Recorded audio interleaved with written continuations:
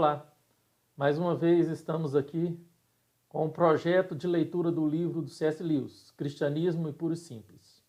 Nós estamos na segunda parte, chamado de livro 2, cujo tema é Em que creem os cristãos? Estamos hoje gravando o episódio de número 9. O tema de hoje é o quarto tópico do segundo livro, o perfeito arrependimento. Estamos, assim, diante de uma alternativa assustadora. O homem de quem estamos falando ou era e é o que ele mesmo dizia ser. Estamos tratando da pessoa de Jesus Cristo. Ou então foi um lunático, ou uma coisa pior. A mim parece evidente que ele não era um lunático, nem um demônio, e consequentemente, por mais estranho, terrível ou improvável que possa parecer, tenho de aceitar o ponto de vista de que ele era e é Deus. Deus aportou nesse território, ocupado pelo inimigo, na forma de um homem. Bem, qual foi o objetivo de tudo isso? O que ele veio fazer?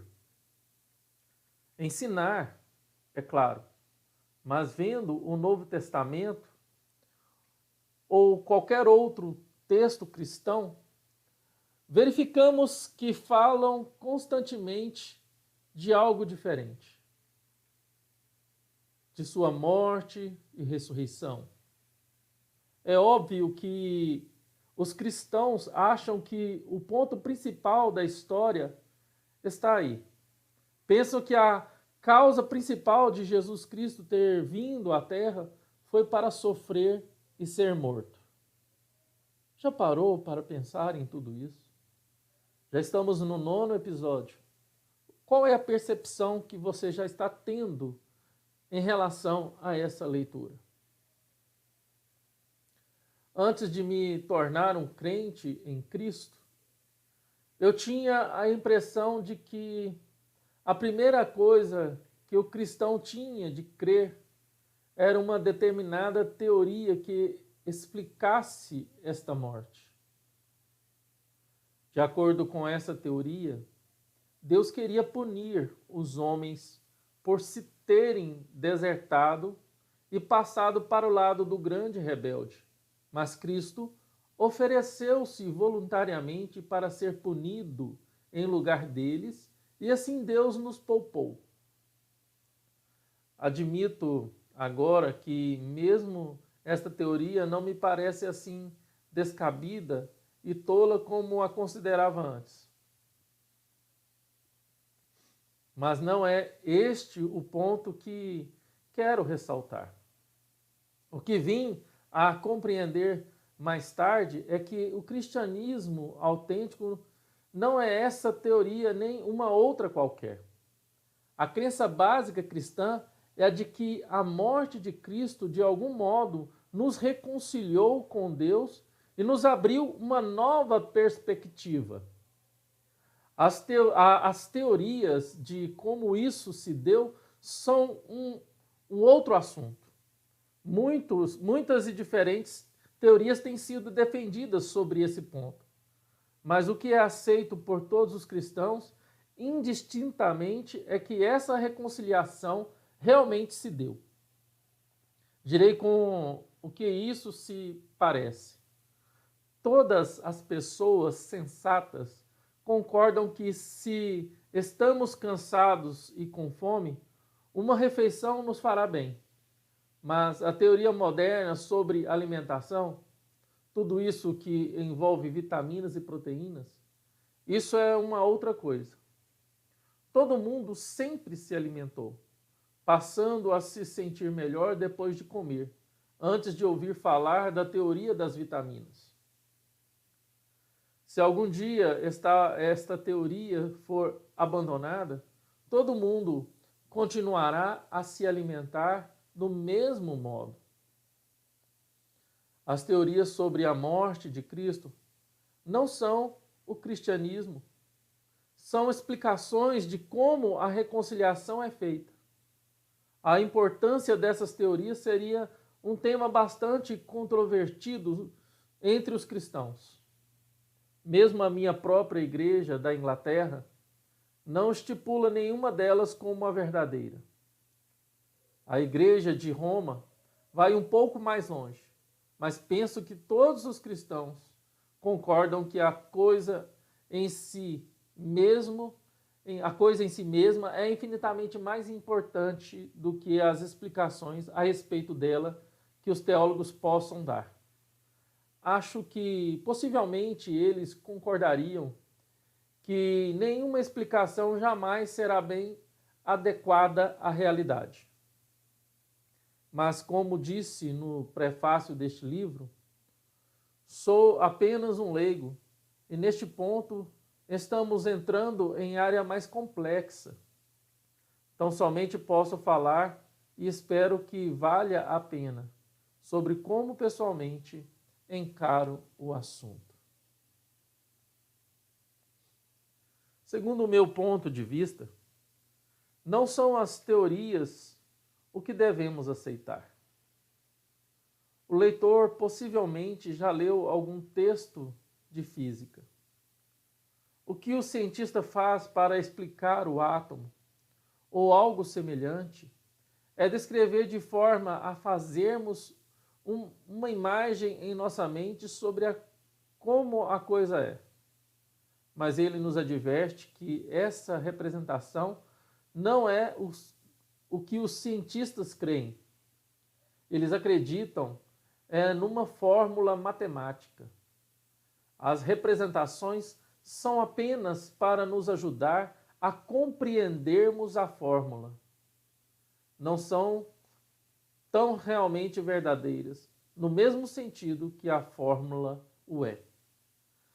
Não nos proporcionam a realidade, e sim alguma coisa mais ou menos semelhante. São apenas um auxílio, mas se não nos ajudam, então podemos deixar de considerá-las. A coisa em si mesma não pode ser representada. Pode ser apenas expressa matematicamente. A respeito da questão que vínhamos abordando, estamos na mesma situação. Cremos que a morte de Cristo é precisamente aquele momento da história em que algo absolutamente inimaginável e transcendente mostra-se em nosso próprio mundo. E se não podemos nem representar os átomos de que o nosso mundo é feito, é claro que não será possível descrever perfeitamente aquele fato. Na verdade, se descobríssemos que poderíamos entender aquele evento plenamente, isso mesmo seria a prova de que ele não é o que supunhamos. O que passava pela nossa cabeça? O que supunhamos? Algo inconcebível, não criado, algo além da natureza, que nela penetra como um relâmpago. Talvez você pergunte qual bem que ele nos proporcionou, se não o compreendemos. A resposta é fácil.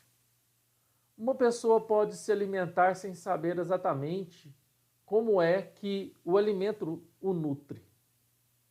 Da mesma forma, podemos aceitar o que Cristo fez, sem sabermos como isso opera. Na realidade, somente saberemos como isso opera depois de termos aceito. É muito interessante pensarmos dessa forma. Pois bem, conta-nos que Cristo morreu por nós, que a sua morte limpou os nossos pecados e que, morrendo, ele venceu a própria morte. Esta é a fórmula. Isto é o cristianismo. É nisto que se deve crer. Quaisquer teorias que levantemos para explicar como a morte de Cristo operou esses fatos são, em minha opinião, inteiramente secundárias. Não passam de meros planos ou diagramas que podem ser deixados de lado, se não nos ajudam, e mesmo que nos ajudem, não devem ser confundidos com a coisa em si mesma. Não obstante, algumas dessas teorias merecem ser consideradas. É o que nós vamos ponderar a partir desse momento.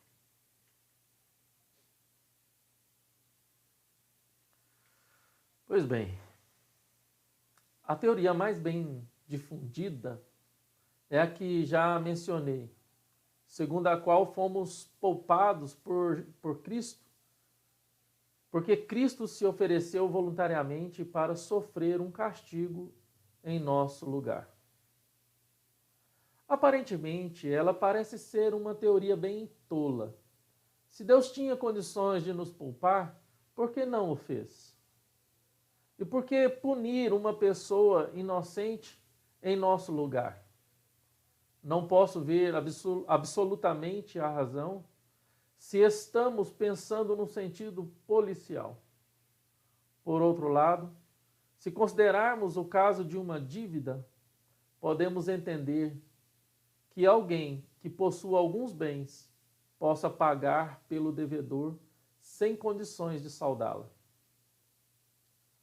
Ou se tornarmos a sofrer o castigo, não como uma punição, mas no sentido geral de aguentar as consequências ou pagar uma conta, então se dá, como comumente acontece quando alguém se mete numa encrenca. O encargo de tirá-lo da situação recai normalmente sobre a pessoa de um bom e velho amigo. Bem, em que espécie de buraco o homem caiu?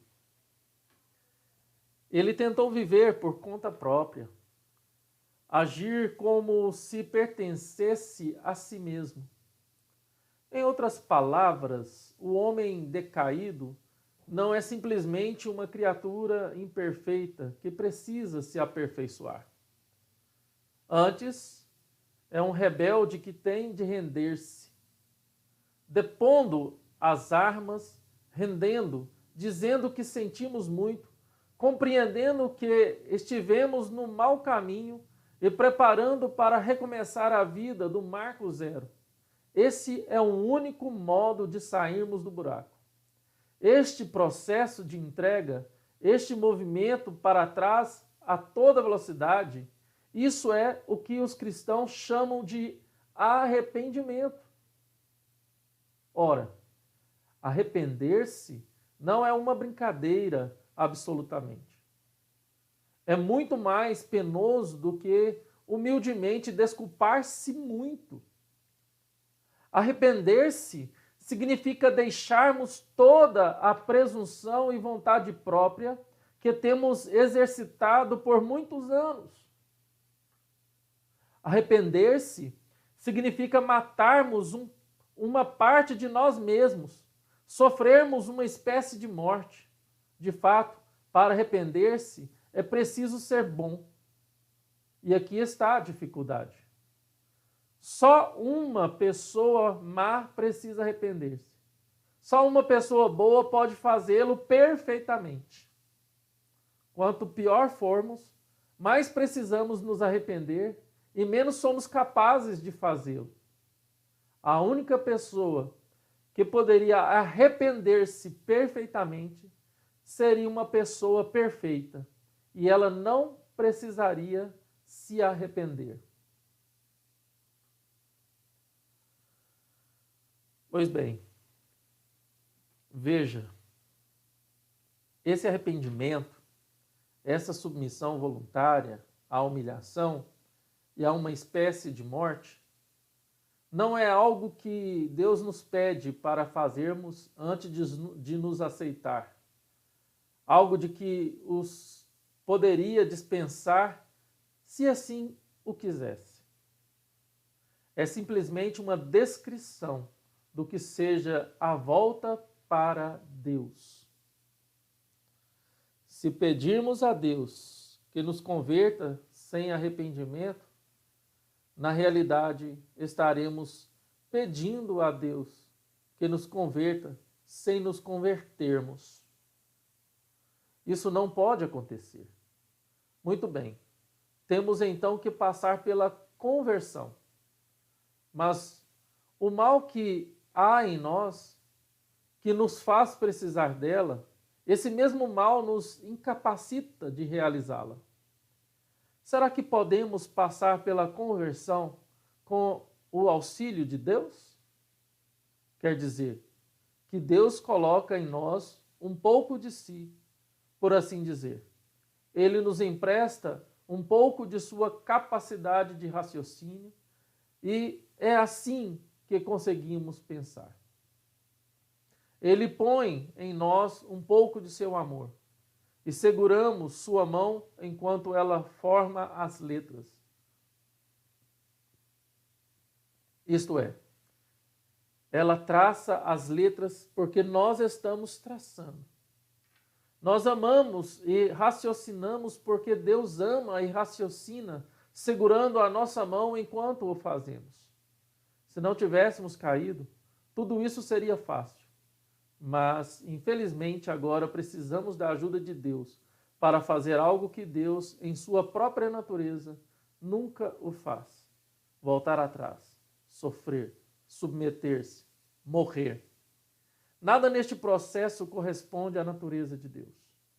Assim é que o caminho no qual agora carecemos da direção de Deus é um caminho que Deus, em sua própria natureza, nunca percorreu.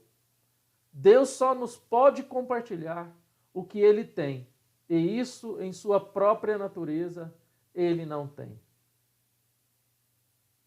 Mas admito que Deus, se fizesse homem, que a nossa natureza humana, que pode sofrer e morrer, se tivesse amalgamado com a natureza de Deus numa pessoa, então essa pessoa poderia nos ajudar.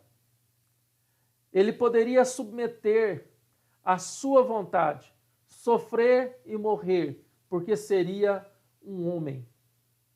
E poderia fazê-lo com perfeição, porque esta pessoa seria ao mesmo tempo Deus. Cada um de nós só poderá passar por todo este processo se Deus operar em nós. Mas Deus só pode nos ajudar, tornando-se homem. Nossas tentativas só terão êxito se nós, homens, compartilharmos da morte de Deus, assim como nossos pensamentos somente poderiam ter êxito se fosse uma gota provinda do oceano de sua inteligência. Mas não podemos compartilhar da morte de Deus a menos que Deus morra. E Ele não pode morrer a menos que se faça homem. É este o sentido em que Ele paga as nossas dívidas e sofre por nós o que Ele não precisaria sofrer de maneira nenhuma. Já ouvimos muita gente murmurar com base em que se Jesus era tanto Deus quanto homem, então os seus sofrimentos e a sua morte, na opinião deles, perdem todo o valor, porque deve ter sido muito fácil para ele. Aos que, cobertos de razão, tenham criticado a ingratidão e a indelicadeza dessa objeção. O que me surpreende é a confusão que ela denuncia. No certo sentido, sem dúvida, os que a fazem estão certos, e mais, não tiram dela todo o partido que poderiam. A submissão perfeita, o sofrimento perfeito e a morte perfeita não somente eram mais fáceis para Jesus, porque era Deus, como só foram possíveis, porque ele se tornou e era Deus. Mas e daí? Essa não é uma razão um tanto estranha para não aceitar o que ele fez? O professor é capaz de traçar as letras com a mão da criança, porque é adulto e sabe escrever. Isso, sem dúvida, é mais fácil para ele. E só porque lhe é mais fácil é que pode ajudar a criança.